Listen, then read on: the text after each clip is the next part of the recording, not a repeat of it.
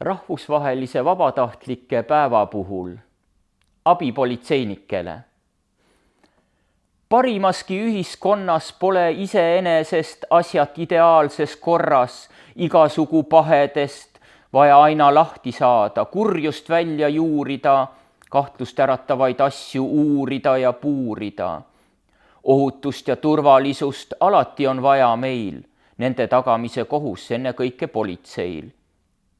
Siiski tõdema peab tihti, iga nurga peale ei jõua politsei, sest nende tööpõld õige suur ja lai. Väga palju kasu abipolitseinikest. Nad on ülioluline osa Eesti politseist. Neid on üle 1000 ja 100 000 tundi nad meie turvalisusesse oma panust annavad. 100 000 tublit tundi ilma palka saamata, selle kingituse suurust päris raske hoomata. Abipolitseinikud on osavad ja leidlikud, kui on vaja avastada salakauba peidikut, päästa kehvast olukorrast mõnda eluheidikut. Aga ennekõike oma piirkonnas patrullivad, võimalikud pahad plaanid ennetavalt nullivad.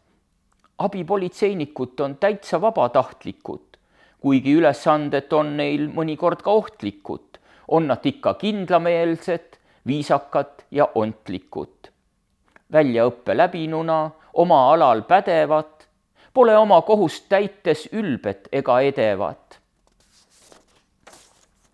Sest on koolituste käigus omandanud eetikat, menetlust ja ennetust ja meetodeid ja taktikat. 1000 tänusõna on neil auga välja teenitud, nad on vaimult tugevad ja kehaliselt treenitud. Ega siis olümpiavõitjaks kohe ei pea hakkama, aga kriisiolukorras tuleb saada hakkama. Mõtted ei või suvas suunas uidata ja kulgeda, peavad olema reaalsed, aga üsna julged ka. Jah, kui iga inimene oleks nende sarnane, valitseks maailmas rahu, küll oleks armas see. Siiski kindlustunnet pakub praegunegi olukord. Veel kord tänu teile, kelle abiga on kaitstud kord.